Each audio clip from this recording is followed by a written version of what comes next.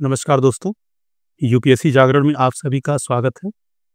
Friends, UP PCS मुख्य परीक्षा उत्तर लेखन अभ्यास की सीरीज में ये आज डे 4 है, जहां हम लोग जीएस 6 के एक क्वेश्चन को देखेंगे, यानी कि यूपी स्पेशल जीएस 6 के एक क्वेश्चन को हम लेंगे, जो कि आपके देखेंगे सिलेबस के पॉइंट नंबर 1 से लिया गया है। सिलेबस के पॉइंट नंबर 1 में मित्रों बजट मेंशन है, तो वहीं से एक क्वेश्चन लिया गया है। क्योंकि बजट से जो क्वेश्चन आयोग द्वारा पूछा जाता है वो प्रोविजन के रिगार्डिंग पूछा जाता है कि उक्त क्षेत्र में या पर्टिकुलर एरिया में, पर्टिकुलर क्षेत्र में बजट में क्या प्रोविजन किया गया है। ठीक है, तो इस तरीके से चीज़ें पूछा जाता है। मित्रों, आपसे एक रिक्वेस्ट करना चाहूँगा कि कई हमारे साथी हमारे जीमेल आईडी पर जो है अपनी आंसर राइटिंग सेंड कर रहे हैं, तो मैं आपसे रिक्वेस्ट करूँगा कि आंसर राइटिंग सीरीज के लिए एक पर्टिकुलर ग्रुप बना दिया गया है, जो कि आंसर राइटिंग मेंस के लिए बनाया गया है, और इसका जो लिंक है आप सभी को शेयर कर दिया गया है। आप सभी इससे अवगत होंगे और स्क्रीन पर भी आपके शो हो रहा होगा। तो मित्रों, आपके कोई भी आंसर राइटिंग के संबंध में कोई भी चीज़ हो, आप इस टेलीग्राम पर संपर्क करेंगे। ठीक है मित्रों, आज इस कड़ी में हमारा ये चौथा दिन है, जो कि हम लोगों ने इसके पहले 3 दिन की क्लासेस कर ली हैं। चलिए देखते हैं कि आज के सेशन में क्वेश्चन कैसा है और इसे कैसे अप्रोच किया जाना चाहिए। आज का ये जो क्वेश्चन है वो यूपी बजट के कॉन्टेक्स्ट में है। आप देखेंगे कि 2025-26 का जो बजट सुरेश खन्ना जी द्वारा प्रस्तुत किया गया उस कॉन्टेक्स्ट में है, और आप देखेंगे तो कृषि जो फार्मर वेलफेयर के कॉन्टेक्स्ट में ये क्वेश्चन है। ठीक है, बजट से फ्रेंड्स जो है प्रोविजन के रिगार्डिंग ही प्रश्न पूछे जाते हैं, जैसे कि फार्मर के वेलफेयर के लिए बजट में क्या प्रावधान है, और आप देखेंगे तो वुमेन्स एम्पावरमेंट के लिए जो है क्या प्रावधान है, इवन ट्राइबल कम्युनिटी के लिए भी बजट में क्या प्रावधान है, उस कॉन्टेक्स्ट में भी क्वेश्चन आते रहते हैं। ठीक है, तो आज का ये जो प्रश्न है जो फार्मर वेलफेयर के कॉन्टेक्स्ट में जो यूपी बजट में क्या क्या प्रोविजन किए गए हैं उस कॉन्टेक्स्ट में है। 200 शब्दों में आंसर करना था आपको।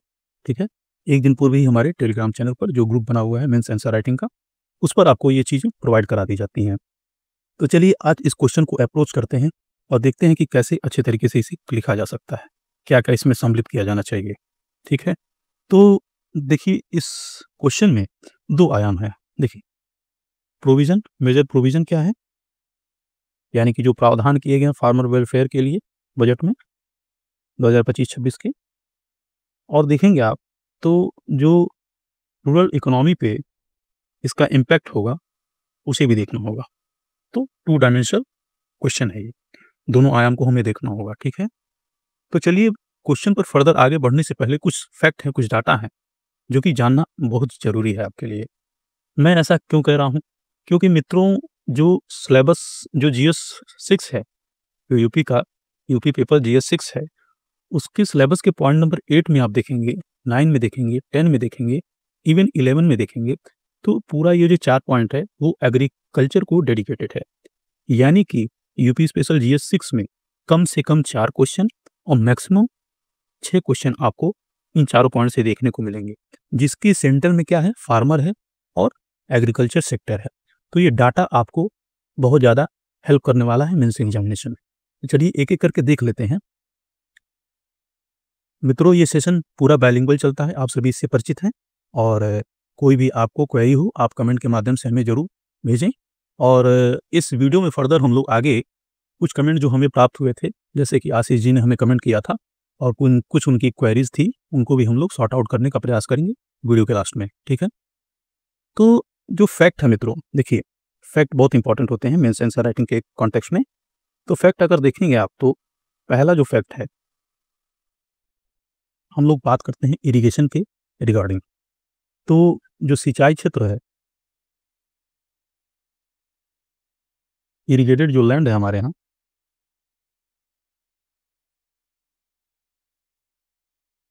लैंड है यूपी का, आप देखेंगे तो ये है 87% अप्रॉक्स आप देखेंगे तो 87% जो है इरिगेटेड लैंड है हमारे यहाँ।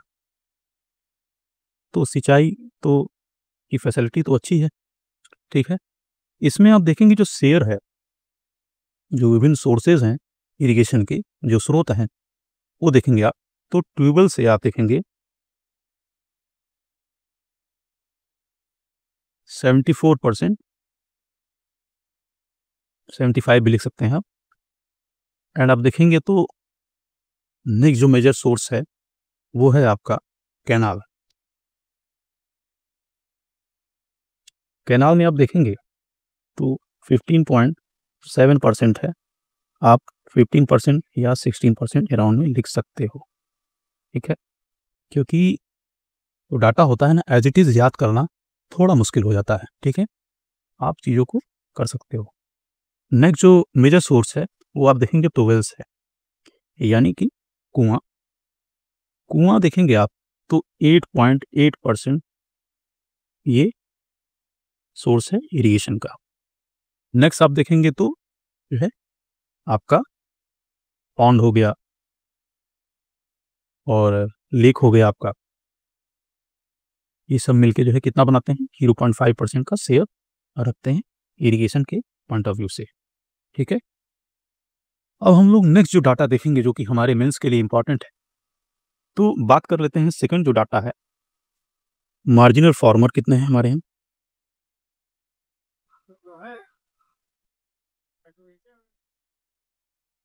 यानी कि सीमांत किसान।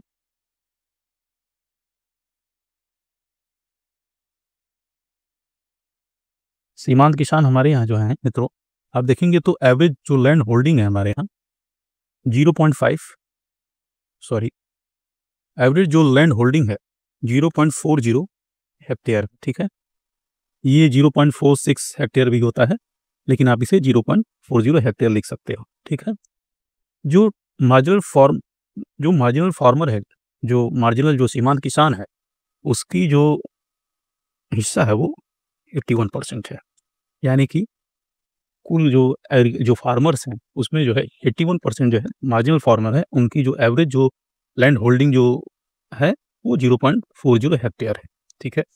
नेक्स्ट जो डाटा है बहुत ज़्यादा इंपॉर्टेंट हो जाता है हमारे लिए। आप देखेंगे तो हमारे यहाँ जो यूपी में थर्ड जो डाटा है आपके लिए, वो डिपेंडेंट कितने लोग हैं एग्रीकल्चर पे,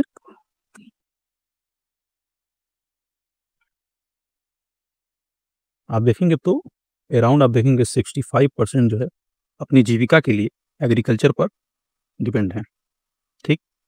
नेक्स्ट जो डाटा है हमारे यहाँ, तो देखेंगे आप फोर्थ जो डाटा है जो कि आपके लिए इम्पोर्टेंट है, जीएसडीपी का स्टेट के। आप देखेंगे तो क्रॉप की अगर बात करें हम, तो क्रॉप का जो शेयर है, जो फसल का शेयर है, वो 16.8% है, ठीक।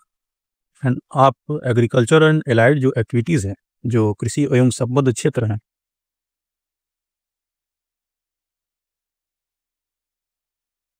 कृषि एवं संबद्ध जो क्षेत्र हैं, जैसे कि पशुपालन हो गया, आप देखेंगे मत्स्य पालन हो गया, बहुत सारे सेक्टर हैं, इसको अगर मिलाकर देखा जाए तो ये जो हो जाता है 26% के अराउंड ये डाटा हो जाता है, कि यानी कि 26% जीएसडीपी में शेयर है। ये जो हमने डाटा आपको बताया मित्रों, उसमें हमने 4 डाटा आज शेयर किया जो कि एग्रीकल्चर के पॉइंट ऑफ व्यू से बहुत ज़्यादा इंपॉर्टेंट रखते हैं। अगर आप इसे मेंस में यूज़ करते हो तो आपका जो आंसर है वो काफ़ी प्रभावी बना जाएगा, ठीक है। अब हम लोग चलते हैं, क्वेश्चन देखते हैं आज, ठीक है। ऐसे हम लोग डाटा कवर कर लेंगे, आप डाटा के पीछे बिल्कुल ना परेशान होना। और देखेंगे हम लोग तो क्वेश्चन ये था हमारे यहाँ, क्वेश्चन ये था, उत्तर प्रदेश के बजट 2025-26 में कृषक कल्याण हेतु किए गए प्रमुख प्रावधानों पर चर्चा कीजिए तथा उनके ग्रामीण अर्थव्यवस्था पर संभावित जो प्रभाव हैं, जो इम्पैक्ट हैं रूरल इकोनॉमी पे, उनको हमें बताना है। 200 वर्ड में करना था, तो चलिए देखते हैं। 2 आयाम हैं इन प्रश्न के, क्या है, 2 आयाम है।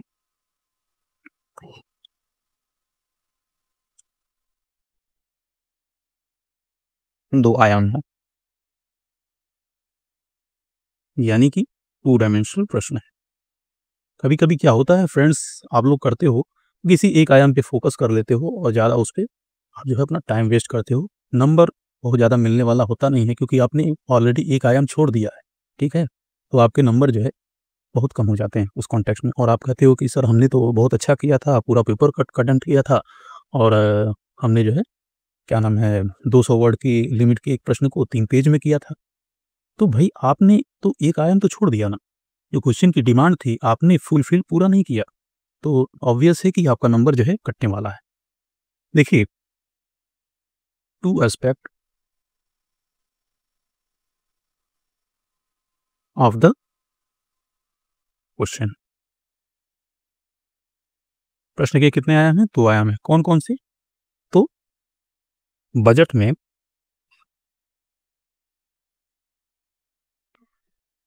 आप देखोगे,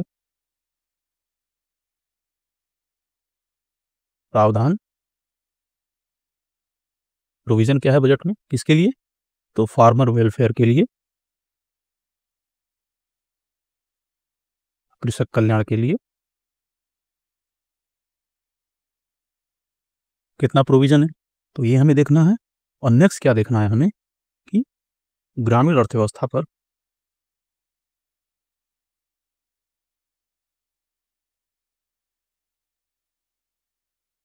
ग्रामीण अर्थव्यवस्था पर इसका क्या प्रभाव होगा? यानी कि रूरल इकोनॉमी पर इसका क्या इम्पैक्ट पड़ेगा, उसे भी हमें देखना होगा, ठीक है? और एक की टर्म है मित्रों, आप लोगों ने ध्यान दिया होगा, मूल्यांकन कीजिए। आपने इस पे ध्यान ज़रूर दिया होगा। मूल्यांकन करना है इस क्वेश्चन का, यानी कि जो भी इम्पैक्ट पड़ेंगे उसका मूल्यांकन करना है। मूल्यांकन में आपको ये भी करना होता है कि जो पॉजिटिव जो सिग्निफिकेंस होते हैं, पर्टिकुलर जो स्कीम होती है, उसको भी आपको देखना होता है, और नेगेटिव जो एस्पेक्ट होते हैं, उन पर भी आपको ध्यान देना होता है। तभी आप चीज़ों का मूल्यांकन कर सकते हैं, यानी कि इवैल्यूएशन कर सकते हैं, ठीक है? तो चलिए देखते हैं आगे फर्दर हम लोग क्या करना है इस क्वेश्चन में, तो मूल्यांकन करना है।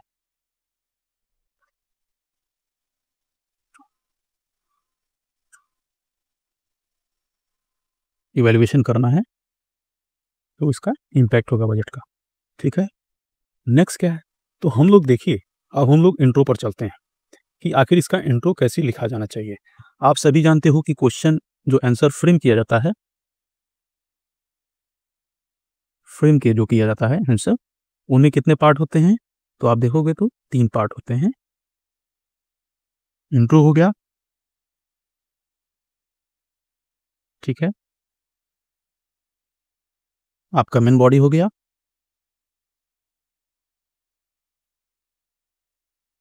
ये चीज़ें इसलिए करनी पड़ती हैं क्योंकि ये वीडियो वो भी देख रहे हैं, जो हमारे साथी अभी तक आंसर राइटिंग की शुरुआत नहीं किए हैं, ठीक है? कंक्लूज़न हो गया। इंट्रो आप सभी इससे परिचित होंगे कि परिचय, मुख्य भाग एंड निष्कर्ष। इसे आपको 10 से 15% वर्ड लिमिट का लिखना होता है, यानी कि कुल शब्द सीमा का 75 टू 80% इसको आप ध्यान देंगे, एंड पुनः वही चीज़ें 10 से 15% टोटल वर्ड लिमिट का आपको निष्कर्ष लिखना होता है, ठीक है? तो इंट्रो आप क्या लिख सकते हो? चलिए देख लेते हैं इंट्रो क्या लिख सकते हैं। तो इंट्रो की हम लोग शुरुआत करते हैं कि इस क्वेश्चन में इंट्रो कैसे लिखा जाना चाहिए। तो हाल ही में जो रिसेंटली में जो बजट इंट्रोड्यूस किया गया, उसमें आप देखेंगे जो 25-26 का बजट था, उसमें देखेंगे तो जो प्रोविज़न था एग्रीकल्चर और एलाइड जो सेक्टर हैं, वो 11% था। तो सिंपल आप ये भी स्टार्ट कर सकते हैं कि उत्तर प्रदेश के बजट 2025-26 में कृषि एवं संबंध जो सेवाएँ हैं, हेतु बजट में 11% आवंटित किया गया, जो कि निम्नलिखित मदों में किया गया। जो भी योजनाएँ होंगी सरकार की, उस कॉन्टेक्स्ट में आप बता देंगे, ठीक है? मुख्य भाग में। इस तरीके से शुरू कर सकते हैं, यानी कि in the Uttar Pradesh budget 2025-26 11% 11% of the total budget has been allocated for agriculture and allied services as mentioned below, ठीक है? तो चीज़ें शुरू कर सकते हैं आप, यानी कि एग्रीकल्चर, कृषि एवं जो संबद्ध क्षेत्र है, उसके लिए जो एलोकेशन किया गया, जो आवंटन किया गया, कितना परसेंट किया गया? 11% किया गया। इससे आप शुरू कर सकते हैं, ठीक है। एग्रीकल्चर एंड एलाइड जो सेक्टर है उसके लिए जो एलोकेशन किया गया, कितना किया गया, 11% ऑफ टोटल बजट, ठीक है। ये पहला आपका इंट्रो हो गया, फर्स्ट इंट्रो मैंने आपको बता दिया। नेक्स्ट जो इंट्रो आप लिख सकते हो वो है आपका, देश के कुल खाद्यान्न में आप सभी जानते हो कि जो इंडिया का जो फूड प्रोडक्शन है उसमें जो है उत्तर प्रदेश 21% की जो हिस्सेदारी रखता है, ठीक है। तो सेकंड जो इंट्रो आप लिख सकते हो, इंडिया के फूड प्रोडक्शन में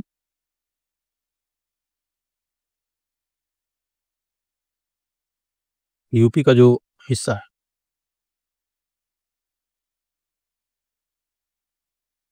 वो 21% का, यानी कि टोटल इंडिया के फूड प्रोडक्शन में यूपी का जो हिस्सा है वो 21% का हिस्सा है, जो कि आप देखेंगे तो उसका जो श्रेय जाता है वो उसमें जो है एग्रीकल्चर जो फार्मर है उसका जो है की रोल होता है, ठीक है। उस कॉन्टेक्स्ट में आप देखेंगे तो फार्मर महत्वपूर्ण हो जाता है। इस तरीके से चीज़ों को आप शुरू कर सकते हैं।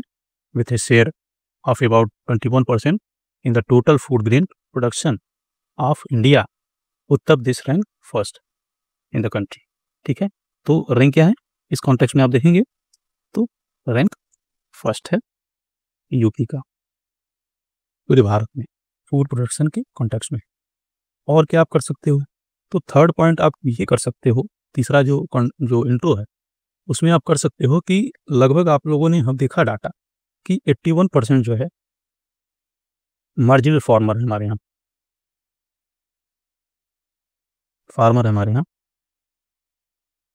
यानी कि सीमांत किसान हैं।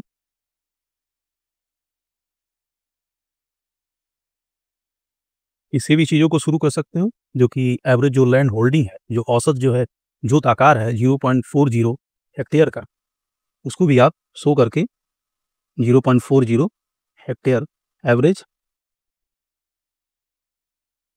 लैंड होल्डिंग है, ठीक है। इससे भी कोरिलेट करके आप लिख सकते हो जिस कॉन्टेक्स्ट में यूपी का जो बजट है संदर्भ में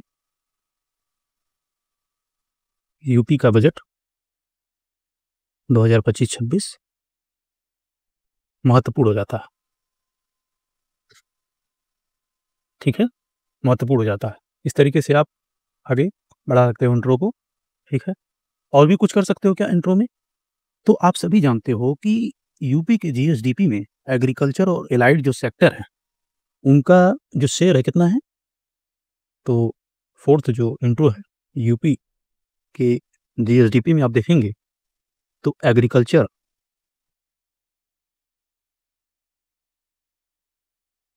and allied sector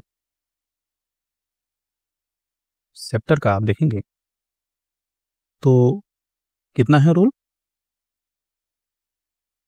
26% of GSDP, यानी कि कृषि और संबंधित जो क्षेत्र हैं, संबंधित क्षेत्र हैं, यूपी के जीएसडीपी में कितना शेयर है, 26%। इससे भी कोरिलेट करके आप इंट्रो को शुरू कर सकते हो, ठीक है। तो ये 2-4 इंट्रो हम लोगों ने आपसे चर्चा किया, 4 इंट्रो आपको बताया, इसमें से आप कोई एक अच्छा इंट्रो बना सकते हो। 4 इंट्रो इसलिए बताया मित्रों कि इसकी एक वजह है, क्योंकि आपको मैंने पहले ही बताया कि जीएस पेपर 6 के सिलेबस के पॉइंट नंबर 8 से आप देखोगे तो पॉइंट नंबर 11 तक एग्रीकल्चर और फार्मर सेंटर में है। तो इस तरीके से ये इंट्रो केवल इसी क्वेश्चन के लिए नहीं है, फर्दर जो भी क्वेश्चन आपको कराए जाएंगे, इवन जो आयोग में आएंगे, उसके लिए भी आपको ये इंट्रो प्रभावी होगा, ठीक है। उसके साथ मैंने आपको डाटा भी शेयर किया। चलिए देखते हैं बजट के प्रोविज़न क्या थे 2025-26 के। तो मेन बॉडी में अब हम लोग शिफ्ट करेंगे। मेन बॉडी में जाने से पहले कुछ चीज़ें हैं जो आपको जाननी आवश्यक है, ठीक है। तो पहला क्या है, आप देखोगे तो जो आर्टिकल 202 है उसमें क्या है, स्टेट जो है एनुअल जो फाइनेंशियल स्टेटमेंट्स होता है यानी कि वार्षिक वित्तीय विवरण।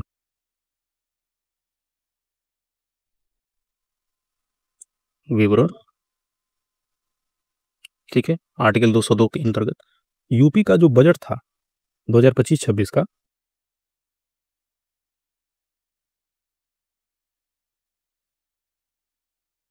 उसमें जो टोटल एलोकेशन किए गए थे, देखेंगे आप, तो जो एक्सपेंडिचर था कितना था, 8,08,736.06 CR, ठीक है। ये टोटल एक्सपेंडिचर यूपी गवर्नमेंट का आपकी के बजट का था, ठीक है। और क्या आपके लिए जानना जरूरी है, तो एग्रीकल्चर और एलाइड सेक्टर के लिए जो एलोकेशन है,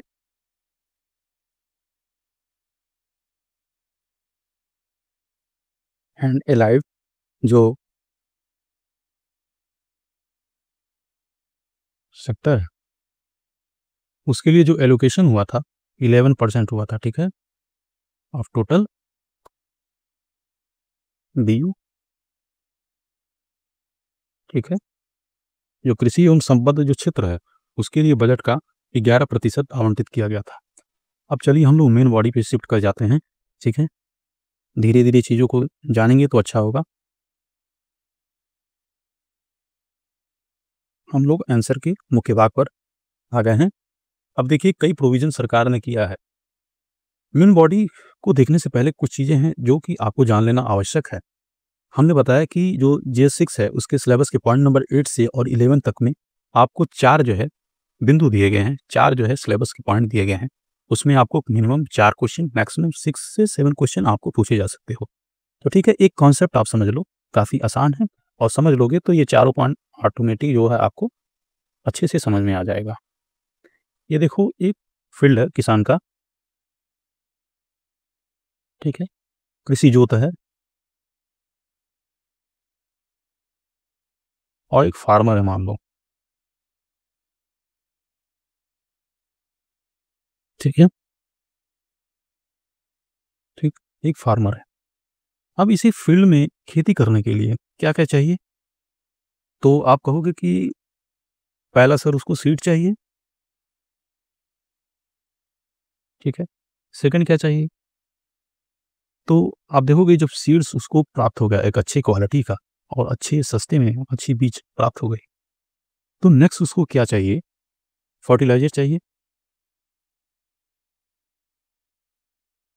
ठीक है, उर्वरक चाहिए, बीज चाहिए, उर्वरक चाहिए।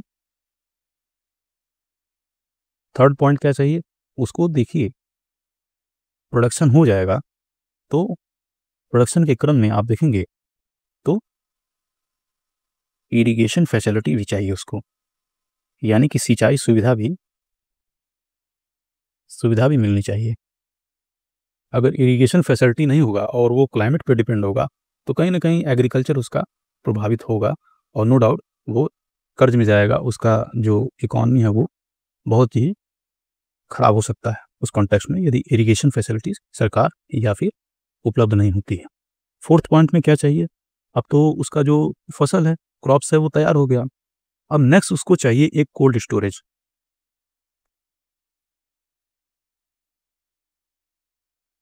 यानी कि शीत गृह चाहिए, जिसमें वो क्या नाम है अपना जो प्रोडक्शन है, जो उत्पाद है, वो स्टोर करके रख सके।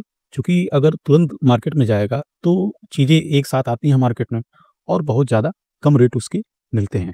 तो उस चीज़ से वो स्टोर अगर यदि कर लेगा और समय पे जब उसको आवश्यकता होगी तब बेचेगा, तो काफ़ी अच्छे उसको प्राइस प्राप्त हो सकते हैं अपने उत्पाद के। कोल्ड स्टोरेज चाहिए, ठीक है। एक अच्छी सड़क चाहिए उसको, जो कि मार्केट से उसे कनेक्ट कर सके। रोड चाहिए, ठीक है।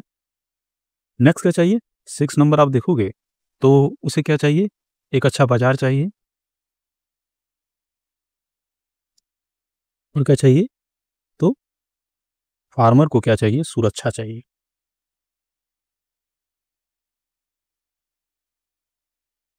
फार्मर को क्या चाहिए, सिक्योरिटी चाहिए स्वयं की, यानी कि कुछ सोशल सिक्योरिटी आप दोगे कि नहीं दोगे उसको।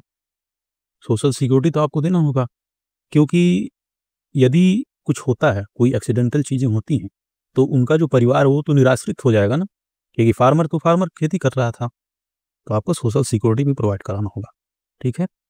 और एक पॉइंट है जो कि मोस्ट इम्पॉर्टेंट है, आपको उसे कैपिटल भी प्रोवाइड कराना होगा, यानी कि पूंजी भी आपको सस्ती दर पर, सस्ते रेट पर आपको उसे प्रोवाइड कराना होगा, जिसके लिए सरकार ने इवन किसान जो है केसीसी जो कार्ड है वो चलाई है, ठीक है। बहुत ही उचित मूल्य पर इस पे उनको जो है पूंजी प्राप्त हो जाती है। मुख्य भाग पे हम लोग शिफ्ट करते हैं और देख लेते हैं कि आखिर 2025-26 के बजट में क्या-क्या प्रोविज़न किए गए थे। तो चलिए नेक्स्ट पेज पे ही देख लेते हैं, ठीक है। मेन बॉडी को देख लेते हैं।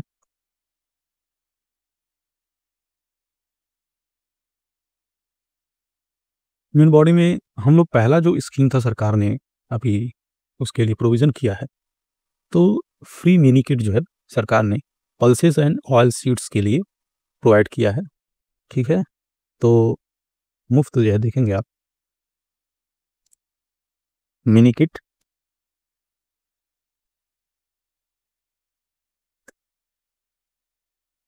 किसके लिए? तो दाल के लिए, वो ऑयल सीड्स के लिए, ठीक है। जो तेल्स के बीज होते हैं उनके लिए, ठीक है। मुफ्त मिनी किट यानी कि फ्री मिनी किट दिया है सरकार ने for pulses and oil seeds, right. तो सबसे पहला प्रावधान सरकार ने ये किया है कि फ्री मिनी किट दिया है पल्सेस के और ऑयल सीड्स के। तो इससे क्या होगा कि जो किसान होगा उसको जो है सस्ते में और अच्छी क्वालिटी के, ठीक है, बीज मिल पाएंगे, क्योंकि बीज ही आपका जो है प्राइमरी नीड्स होती है एग्रीकल्चर फार्मर की। तो देखेंगे तो ये काफ़ी इंपॉर्टेंट हो जाता है। इसके लिए सरकार ने 50 करोड़ जो है आवंटित किया है, यानी कि एलोकेशन किया है, ठीक है। नेक्स्ट जो पॉइंट है आप देखेंगे तो सरकार ने, अब देखो, इसके लिए 50 करोड़ नई जो स्कीम थी सरकार की, उत्तर प्रदेश बीज स्वावलंबन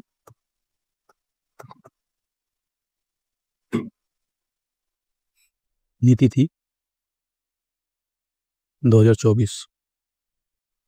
उस कॉन्टेक्स्ट में क्या करना था सरकार को? तो सीड्स पार्क जो है डेवलप करना था इस पॉलिसीज के अंतर्गत।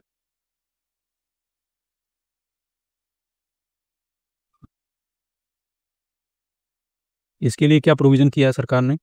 तो 251 करोड़ का प्रोविजन किया है। नेक्स्ट पॉलिसी जो सरकार की थी बजट में, आप देखोगे तो इरिगेशन के कॉन्टेक्स्ट में थी। ये तो सीड्स के कॉन्टेक्स्ट में हो गया। आप एक मेन हेडिंग भी बना सकते हो यहाँ पर। यहाँ पर आप हेडिंग लिख देना, देखिए यहाँ पर एक मेन हेडिंग बना देना। मेन बॉडी में जब आप जंप करना तो आप एक मेन हेडिंग बना देना एक बॉक्स में, ठीक है। इसमें आप लिख देना कि जो भी आप दिखाना चाहते हो प्रोविज़न कि उत्तर प्रदेश सरकार ने बजट में उक्त जो है प्रावधान किए हैं। लिख देता हूँ, उत्तर प्रदेश बजट में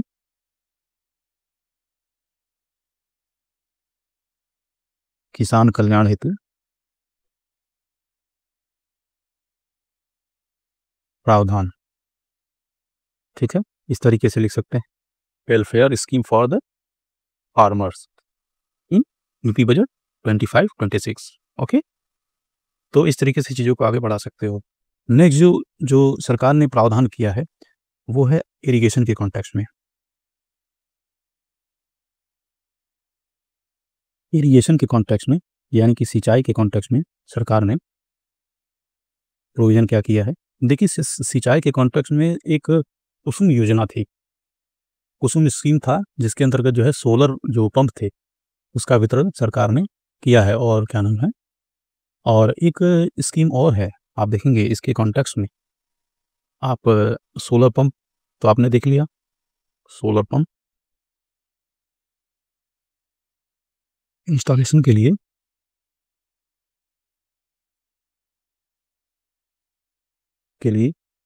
कौन सी स्कीम चला रही है सरकार? तो पीएम कुसुम योजना चला रही है।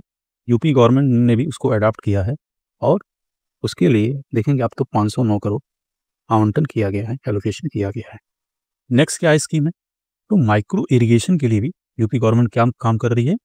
माइक्रो इरिगेशन यानी कि सूक्ष्म सिंचाई के लिए, जो कि स्प्रिंकल के माध्यम से और क्या नाम है, माइक्रो इरिगेशन जो भी टूल्स हैं उसके माध्यम से सिंचाई की जाती है, जिससे कि बहुत सारे बेनिफिट्स होते हैं, फार्मर को भी होते हैं और एनवायरनमेंट को भी होते हैं। ठीक है, तो नो डाउट चीज़ें अच्छी हैं और सरकार द्वारा प्रयास लगातार किए जा रहे हैं इस कॉन्टेक्स्ट में। 720 करोड़ जो है माइक्रो इरिगेशन के लिए जो है प्रावधान किए गए हैं। ठीक, नेक्स्ट जो पॉइंट है आप देखेंगे तो नेचुरल फार्मिंग को सरकार बढ़ावा दे रही है। नेचुरल फार्मिंग को आप देखेंगे तो सरकार फोकस कर रही है।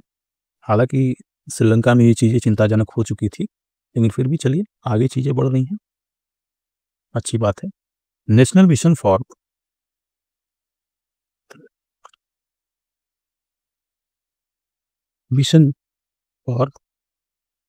नेचुरल फार्मिंग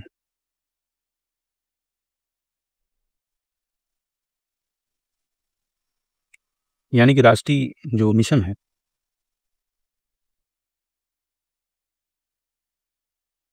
प्राकृतिक खेती के लिए, उसके लिए सरकार ने जो एलोकेशन किया है आप देखेंगे तो 124 करोड़ जो है आवंटन हुआ है। सरकार ने 124 करोड़ जो है इसके लिए आवंटन किया है। नेचुरल फार्मिंग नो डाउट बहुत सारे बेनिफिट्स हैं, तो बहुत सारी चीज़ें हैं, ये पर्टिकुलर क्वेश्चन बन सकता है नेचुरल फार्मिंग के कॉन्टेक्स्ट में।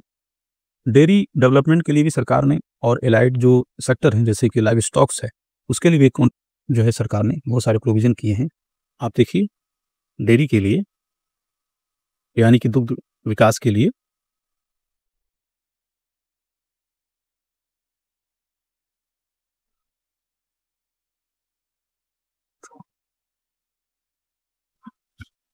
Live stock, dairy and allied live stock के लिए सरकार ने देखिए आप 203 करोड़ आवंटित किए हैं, प्लस मिल्क यूनियन के लिए भी प्रोविज़न किए हैं।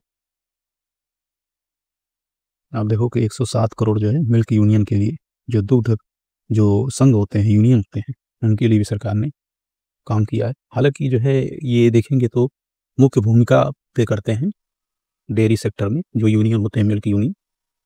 ठीक है, नेक्स्ट जो प्रोविज़न किया है सरकार ने, फार्मर की कैपेसिटी बिल्डिंग जो है करना आवश्यक है। ठीक है, स्किल डेवलपमेंट भी करना आवश्यक है कि चाहे कैसे आप नेचुरल फार्मिंग करेंगे और जो है नेचुरल जो फार्मिंग के लिए जो फर्टिलाइज़र है उसको आप कैसे प्रिपेयर करोगे। ठीक है, बहुत सारी चीज़ें हैं, फसल ख़राब हो रहे हैं, आपको उसकी जानकारी नहीं है। ठीक है, क्या चीज़ें यूज़ की जाएँ, क्या चीज़ें नहीं यूज़ की जाएँ, कितनी मात्रा में यूज़ की जाएँ, वो सब सारी चीज़ों को सॉर्ट आउट करने के लिए सरकार ने आप देखेंगे तो agriculture capacity building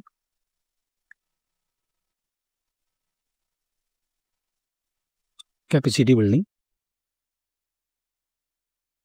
and skill development,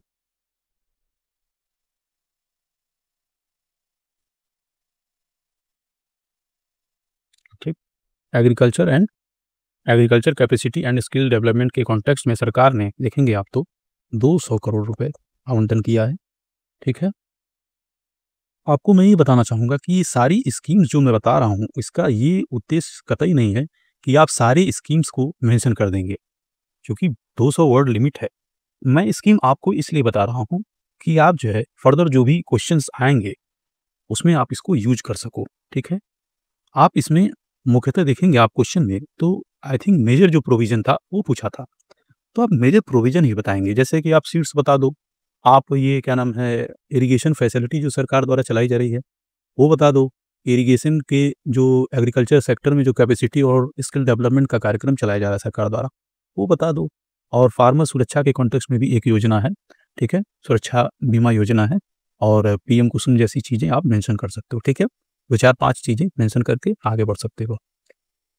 next जो आपका प्रोविज़न देखेंगे तो यूपी एग्रीज़ जो प्रोजेक्ट है, जो कि विश्व बैंक द्वारा जो एडेड है, उस कॉन्टेक्स्ट में आप देखोगे तो सरकार ने कितने प्रोविज़न किए हैं, चलिए देख लेते हैं। यूपी एग्री जो प्रोजेक्ट है, बहुत ही अच्छा प्रोजेक्ट है। इसमें जो जो क्रॉप्स यील्ड्स हैं, मेनली जो है फ़ोकस किया जाता है और बहुत सारे आयाम हैं इसके। तो चीज़ों को नेक्स्ट क्लासेस में हम लोग कवर कर सकते हैं इसको। अभी जो है मुख्य जो बिंदु है उस पर फ़ोकस किया जाए, ठीक है? तो यूपी एग्रीज़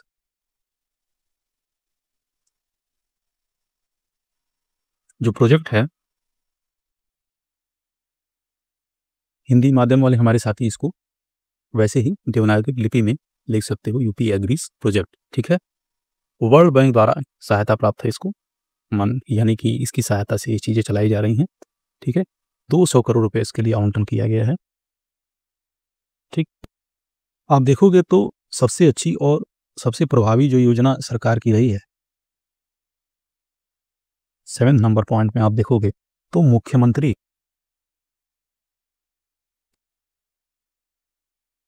कृषक दुर्घटना बीमा योजना या कल्याण योजना।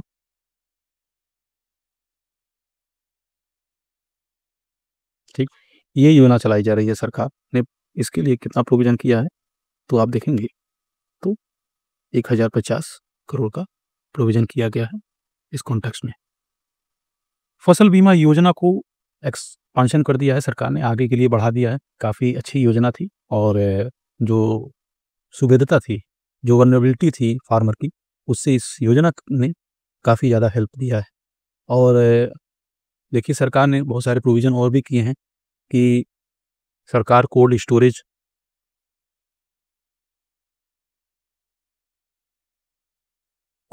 बना रही है। आप देखोगे तो सरकार जो है डिजिटाइज़ेशन कर रही है। किस चीज़ का? जहाँ ज़्यादा करप्शन होता है, क्या है वो? रूरल जो मंडी होती है, ठीक है? उसका डिजिटाइज़ेशन कर रही है, यानी कि ट्रांसपेरेंसी बने रहे मंडी में और किसान कहीं न कहीं अपनी उत्पाद को अच्छी कीमत पर और ट्रांसपेरेंट मैनर में मैनेजमेंट कर सके। ये देखो मुख्य भाग कंप्लीट हो गया। 12 पॉइंट आपको हमने बता दिया। इवन आप देखोगे तो 12 पॉइंट नहीं, सॉरी 8 हो गया, ये 9 पॉइंट हो गया, ठीक है? इसको मैं मिटा देता हूँ, फिर से लिख देता हूँ, यानी कि कोई कन्फ्यूजन ना हो फर्दर चीज़ों में, ठीक है? 7 हो गया, 4, 5th, 6, 7 एंड 8 आप देखोगे 8 पॉइंट हो गया, ठीक है? तो 8 जो 8 प्रोविज़न हो गए और ये 9 प्रोविज़न हो गया। आप देखेंगे डिजिटाइज़ेशन ऑफ रूरल जो मंडी है, जो गाँव की जो मंडी होती है, लोकल जो मंडी होती है, वहाँ पर जो फार्मर है, अपने प्रोडक्ट जो है ले जाता है और चूँकि चीज़ें एसेस करने लायक हों, मंडी रूरल बनाने का कॉन्टेक्स्ट यही है कि एक्सेसिबिलिटी जो हो फार्मर की, जो पहुँच हो, वो आसान हो जाए, ठीक है? अब देखिए हम लोग नेक्स्ट आयाम पर चलते हैं, क्या है वो? तो impact on the rural economy, ठीक है? जो दूसरा आयाम था हमारा, ठीक है? तो आप यहाँ पर एक मेन हेडिंग डाल सकते हो, ऑन द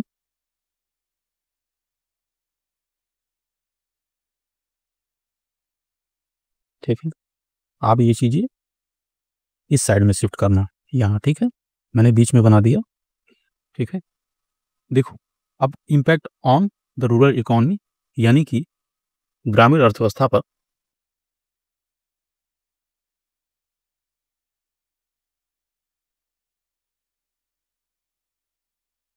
प्रभाव, ठीक है? यानी कि जो भी एलोकेशन सरकार ने किए किए हैं, जो विभिन्न मदों में विभिन्न जो स्कीम्स थे, उनके लिए, उसका इम्पैक्ट क्या होगा ग्रामीण अर्थव्यवस्था पर, ठीक है? तो पहला जो इम्पैक्ट होगा, आप देखो इसको इस तरीके से भी प्रेज़ेंट कर सकते हो, जैसे कि मान लो यहाँ पर आपने लिख दिया कि ग्रामीण अर्थव्यवस्था पर प्रभाव, ठीक है? यहाँ मान लो लिख दिया, अरे भाई! बहुत ज़्यादा परेशान कर रहे हैं आज ये। मान लो यहाँ लिख दिया आपने ग्रामीण अर्थव्यवस्था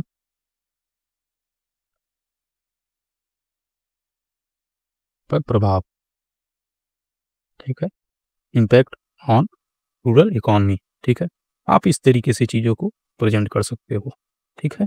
अब क्या कर सकते हो आप, तो जैसे आप यहाँ पे कुछ चीज़ें दिखा दो, क्या प्रभाव पड़ेगा, यहाँ पर कुछ चीज़ें दिखा दो, यहाँ पर दिखा दो, यहाँ पर दिखा दो, यहाँ पर दिखा दो, यहाँ पर और इवन यहाँ पर। तो इस तरीके से प्रेजेंट कर सकते हो आप पेज के बीचों-बीच में, ठीक है। तो फिलहाल हम लोग देखते हैं कि क्या-क्या इम्पैक्ट रहा। तो पहला जो इम्पैक्ट रहा, फार्मर इनकम क्या होगा, बढ़ेगा इसमें।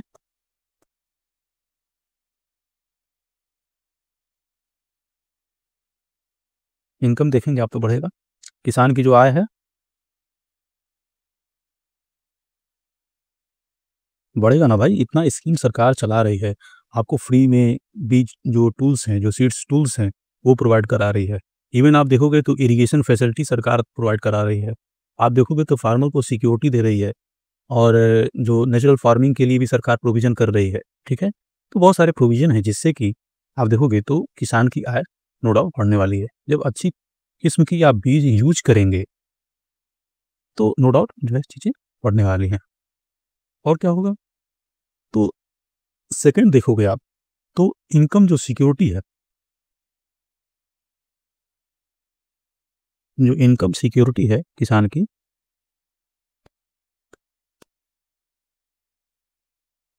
इनकम सिक्योरिटी है वो किसान की क्या होगी? वो बढ़ेगी। अब पूछोगे सर क्यों बढ़ेगी? तो इनकम सिक्योरिटी इसलिए बढ़ेगी क्योंकि डाइवर्स किया जा रहा है ना।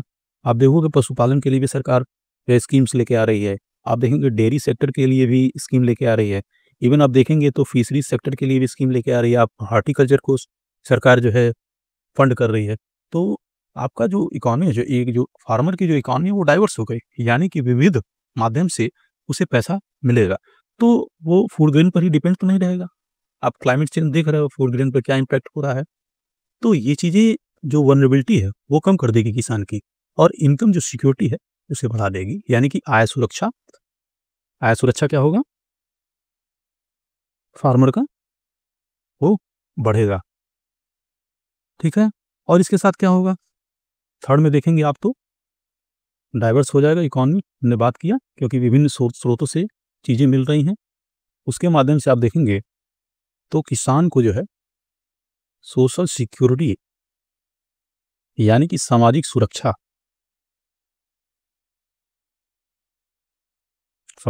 स्कीम सरकार चला रही है, तो नो डाउट सामाजिक सुरक्षा होगा। अब कहाँ तक होगा ये चीज़ें जो है एनालाइज़ करने वाली चीज़ें, ठीक है? क्या है, कैसे है, सिस्टम क्या काम कर रहा है और क्या होगा भाई? तो 3 पॉइंट तो हम लोगों ने देख लिया इम्पैक्ट में। अब मैं पुनः आपसे कह रहा हूँ कि मैं जितना पॉइंट आपको बता रहा हूँ, कोई ज़रूरी नहीं है कि आप सारे पॉइंट एक ही क्वेश्चन में ऐड कर दो, ठीक है? ऐसा मत करना कि 200 क्वेश्चन का है, तो सब उसी में डाल दो, ऐसा मत करना, ठीक है? ये चीज़ें मैं आपको इसलिए बता रहा हूँ कि आगे कई क्वेश्चन होंगे। एग्रीकल्चर सेक्टर ज़्यादा है, ठीक है? तो उससे क्वेश्चन ज़्यादा आते हैं। 6-7 क्वेश्चन आपको देखने को मिल जाएँगे, इसलिए मैंने आपको पॉइंट बता दिया।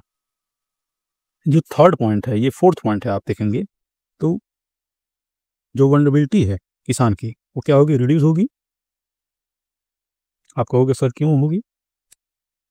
तो भाई सरकार जो है इस सेक्टर में बहुत सारे प्रयास किए हैं।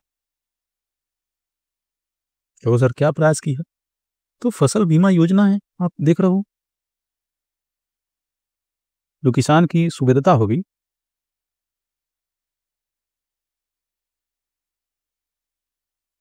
कम होगी।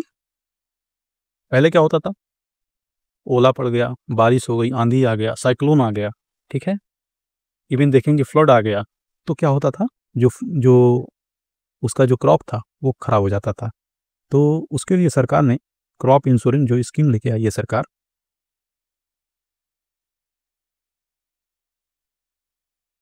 कौन-सी? फसल बीमा, प्रधानमंत्री फसल बीमा योजना, ठीक है? उस कॉन्टेक्स्ट में इसको देखना। आप देखेंगे तो फिफ्थ जो पॉइंट होगा, सरकार ने देखेंगे आप तो एनर्जी जो है, एनर्जी सेल्फ सफिशिएंसी के लिए भी सरकार ने प्रोविज़न किए हैं। कहोगे सर क्या किए हैं?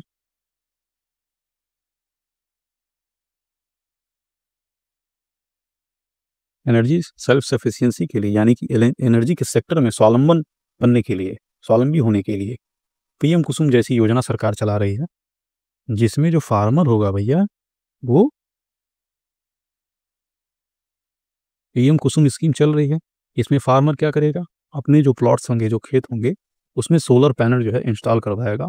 इवन वो यूज़ भी करेगा और प्रोड्यूसर भी बन जाएगा इलेक्ट्रिसिटी का। देख रहे हो आप कितना इसके बेनिफिट्स हैं। अपने फील्ड में आप इंस्टॉल करवा लो, ठीक है? और चीज़ों को आप खुद जो है उसे बेचो, प्रोड्यूस करो और बेचो। तो कहीं न कहीं इसमें किसान जो है स्वावलंबी हो जाएगा एनर्जी के पॉइंट ऑफ व्यू से, ठीक है? 6 नंबर जो पॉइंट आप देखोगे, तो माइक्रो इरिगेशन की फैसिलिटी सरकार प्रोवाइड कर रही है, तो हायर क्रॉप यील्ड्स, यानी कि कृषि का जो उपज है वो बढ़ जाएगा। यूपी का जो कंसर्न एरिया है कि हमारे यहाँ जो प्रति हेक्टेयर में जो उत्पादन की दर है, यानी कि उत्पादकता है, जो प्रोडक्टिविटी है, वो लो है अदर जो स्टेट्स हैं। जैसे कि आप देखोगे आपके बगल के पंजाब, हरियाणा जैसे राज्य हैं, तो उसको सॉर्ट आउट करने के लिए और जो आप देखोगे जल जो संकट है, उससे निपटने के लिए सरकार ने माइक्रो इरिगेशन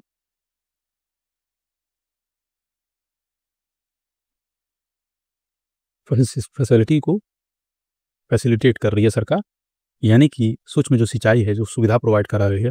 जिससे क्या होगा, आप देखोगे जो माइक्रो इरिगेशन होता है, वो सॉइल हेल्थ के लिए भी बेनिफिशियल होता है और आप देखोगे तो फर्टिलाइज़र जो होता है आपका, उसके लिए भी बेनिफिशियल होता है।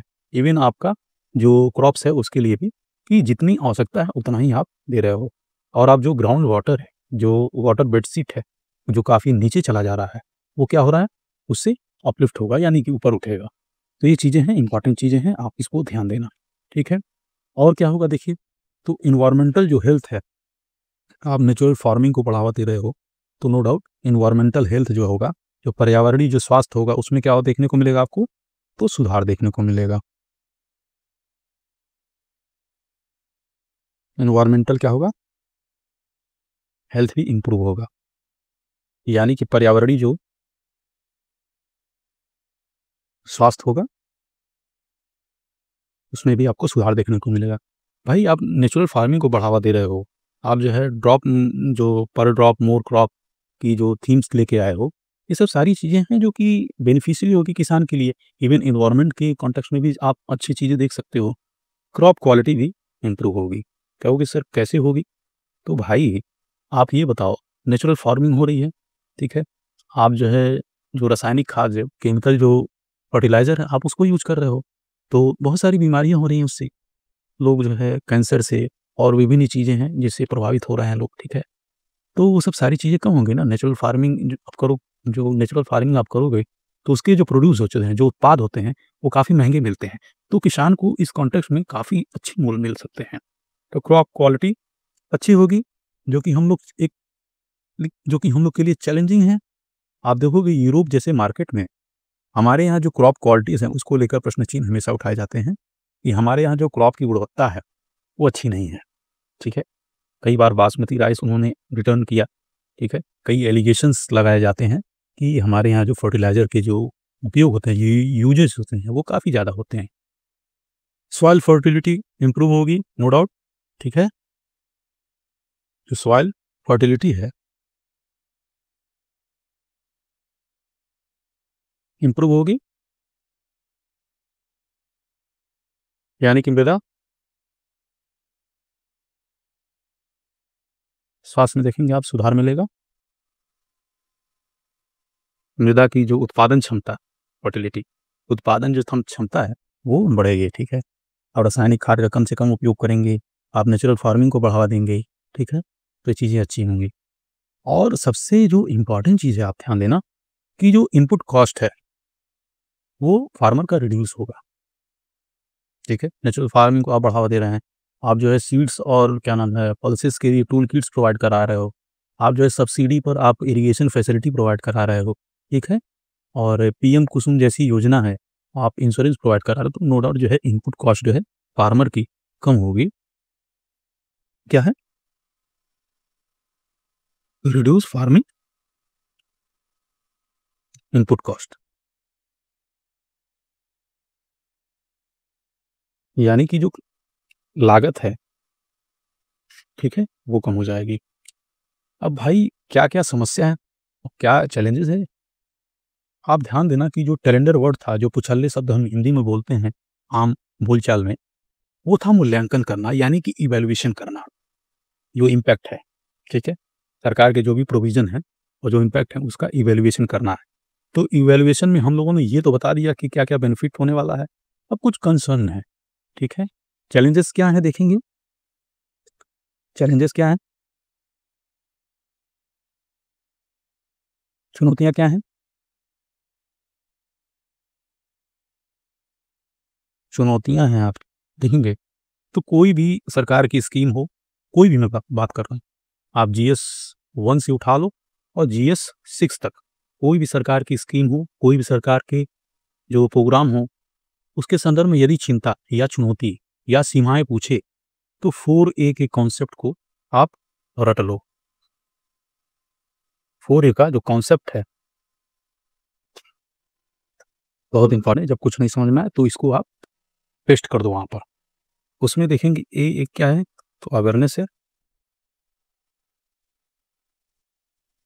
यानी कि जागरूकता, यानी कि पर्टिकुलर जो स्कीम चला रही है, जो प्रोविज़न गवर्नमेंट कर रही है, उसके बारे में जो हमारा फार्मर है, जो किसान है, वो क्या अवेयर है? क्या उसको जानकारी है? ठीक है? नेक्स्ट क्या है, किस चीज़ के बारे में अवेयरनेस? नए उत्पाद के बारे में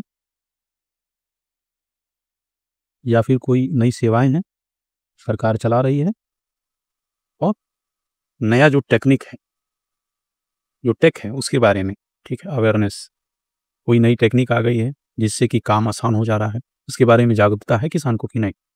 यदि नहीं होगी, तो उसका काम क्या होगा? वो चैलेंजिंग हो जाएगा।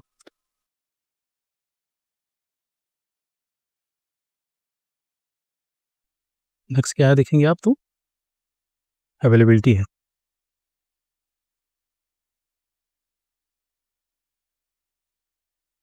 यानी कि उपलब्धता।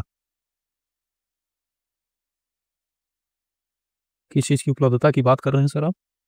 तो यदि उसको कोई चीज़ नीड हो, ठीक है? तो स्थानीय स्तर पर उसे उपलब्ध हो। यानी कि ये नहीं कि कोई फैसिलिटी उसको चाहिए तो 100 किलोमीटर दूर जाकर उसे मिले, ठीक है? ख़ास करके आप देखोगे तो रिमोट एरिया में,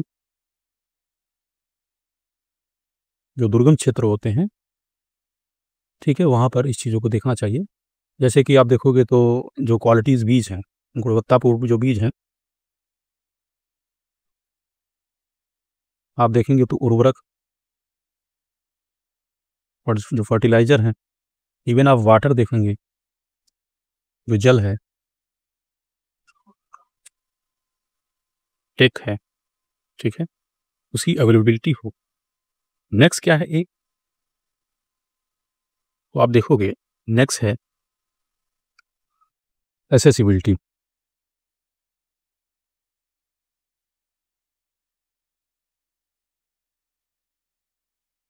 यानी कि जो भी चीज़ें हों, उसके पास आसान पहुँच हो।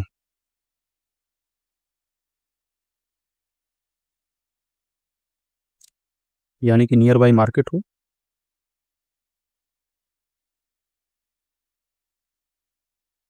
उसके पास ही में बाज़ार हो, यानी कि उसे अपने जो प्रोड्यूस हैं, जो उत्पाद हैं, उसे बेचने के लिए बहुत दूर ना जाना हो, जिससे उसकी इनपुट कॉस्ट जो होगी बढ़ जाएगी। आप देखोगे, वो किसी न किसी साधन से जाएगा, ठीक है? तो वो सब सारी चीज़ें उसके इनपुट कॉस्ट को बढ़ा देगी और नो डाउट चीज़ें दिक्कत कर सकती हैं। नेक्स्ट क्या है? आप जो रोड है, जो ग्रामीण सड़क है, ठीक है? जो जो उसका फॉर्म है, उससे कनेक्टिविटी है सड़क की कि नहीं? यदि नहीं है, तो फिर समस्या करने वाली चीज़ें हैं। नेक्स्ट क्या है? जो भी आप जो है चीज़ों को प्रोवाइड करा रहे हो, वो अफोर्डेबल हो, ठीक है?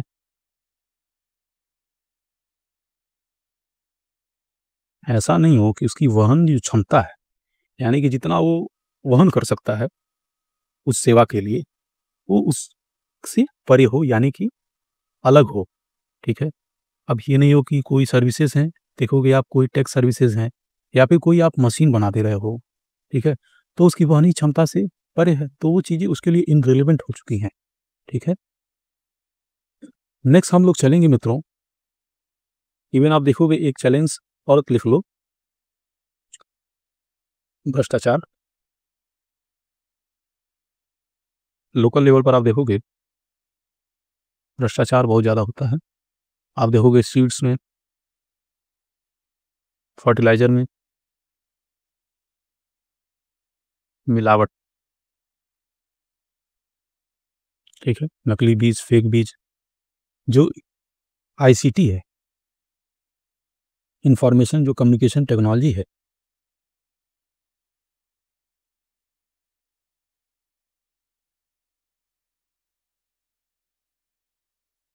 केसन जो टेक्नोलॉजी है, सीमित पहुँच है।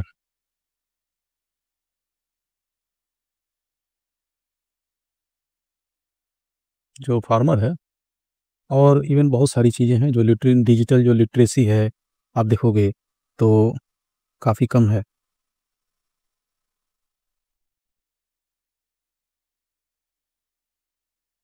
डिजिटल लिटरेसी लो है।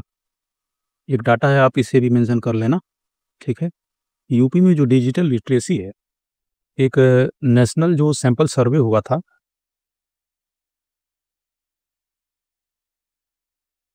सैंपल सर्वे का एक डाटा कह रहा है,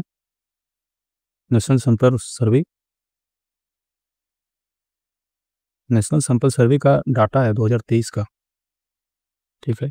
यूपी में जो डिजिटल लिटरेसी है, आप देखोगे तो 32% है, ठीक? इवन आप देखोगे तो अर्बन में ये चीज़ें जो है 70% है।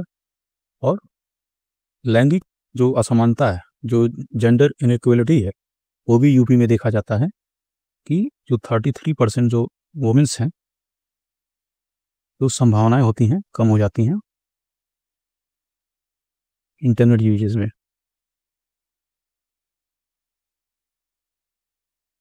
ठीक? हालाँकि इसके लिए सरकार बहुत सारे प्रोविज़न कर रही है, प्रधानमंत्री ग्रामीण डिजिटल साक्षरता अभियान चला रही है सरकार, और जिसके लिए सरकार ने प्रोविज़न किया है कि ईमेल और ऑनलाइन जैसे बैंकिंग जो सुविधाएँ होती हैं, इवन कम से कम वो चीज़ें अवेल कर सके फार्मर, ठीक है? भारत नेट जैसी परियोजनाएँ आप देख सकते हैं। इवन एक नॉन प्रॉफिट ऑर्गेनाइजेशन है, एक एनजीओ है, आप देखोगे तो मंजरी फाउंडेशन की एक जो इनिशिएटिव है इंटरनेट साथी, उसके माध्यम से भी चीज़ों को आगे बढ़ाया जा सकता है। यूपी गवर्नमेंट की एआई प्रज्ञा इनिशिएटिव है, उसको भी आप देख के कर सकते हो, चीज़ों को शुरू कर सकते हो, जो कि जो ट्रेनिंग के कॉन्टेक्स्ट में जो चलाई जा रही हैं। डिजिटल डिवाइड भी आपको देखने को मिलेगा।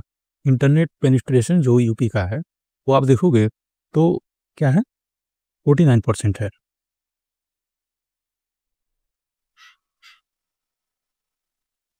पेनिट्रेशन देखोगे यूपी का, तो देखोगे ये क्या है, 49% है। नेशनल एवरेज क्या है? नेशनल एवरेज आपका 55% है।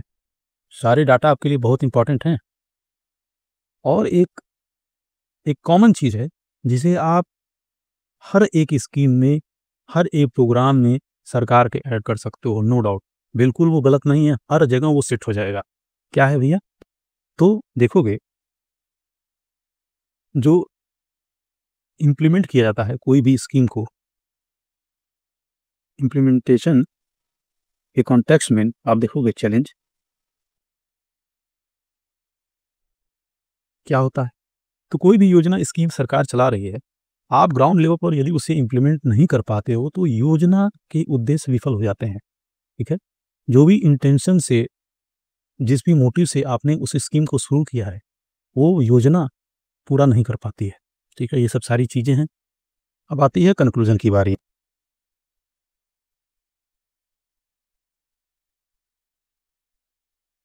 यानी कि एक अच्छा-सा निष्कर्ष हमें देना होगा। क्या दिया जा सकता है निष्कर्ष? तो बहुत सारी चीज़ें हैं जिसे ऐड करके आप लिख सकते हो, ठीक है?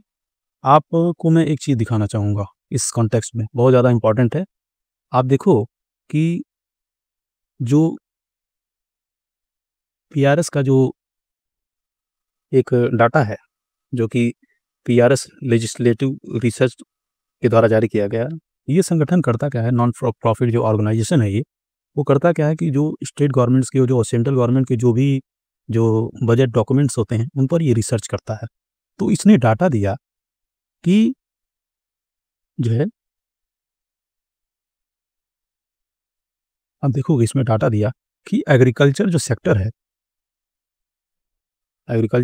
है, Uttar Pradesh has allocated 3.2% of its expenditure on agriculture in 2025।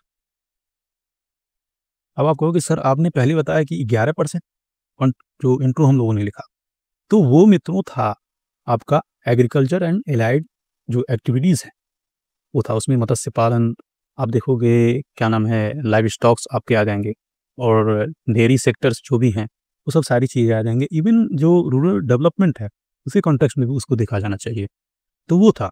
और ये जो 3.2 है वो केवल एग्रीकल्चर के कॉन्टेक्स्ट में एलोकेशन है। आप देखोगे ये जो रिपोर्ट है वो एकदम न्यू है। आप देखो ये 2025-26 की रिपोर्ट है, तो बिल्कुल आप इसको कोट कर सकते हो कंक्लूजन में। ठीक है, 6 नंबर पे चलते हैं, पेज नंबर पे, जो कि मैंने आपको दिखाया था। ठीक है, जो कि क्या, देखिए यहाँ पर इंपॉर्टेंट है, ये क्वेश्चन क्यों इंपॉर्टेंट है ये भी आपको देखना है। ठीक है, this is lower than average allocation for agriculture by states in 2024-25 6.3%, यानी कि जो एवरेज एलोकेशन है, जो आवंटन है, उससे काफ़ी कम है।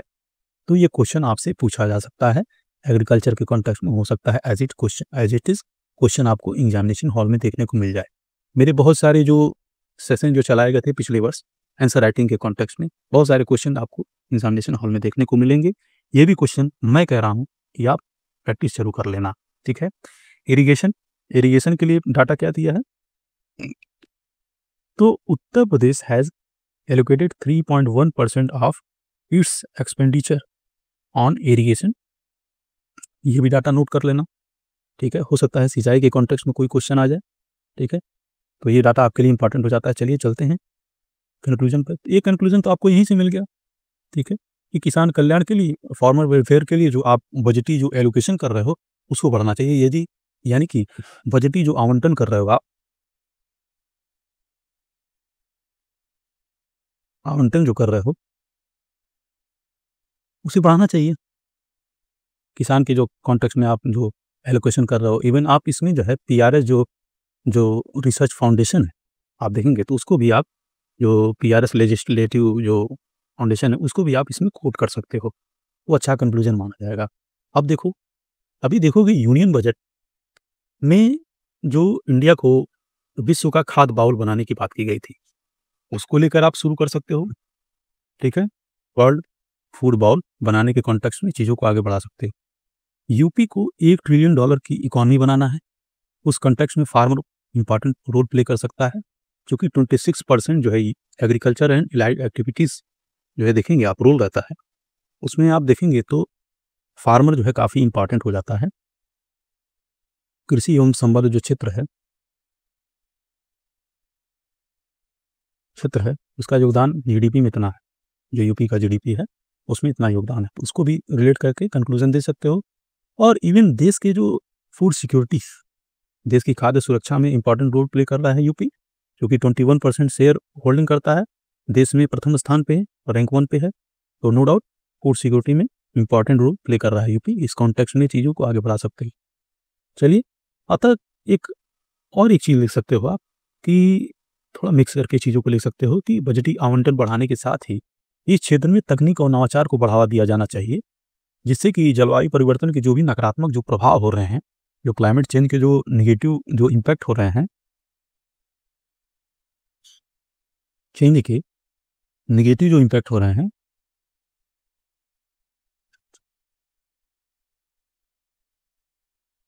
उससे जो सुविधता बढ़ गई है किसानों की, जो वल्नरेबिलिटी बढ़ गई है किसानों की, उसको कम किया जा सकेगा।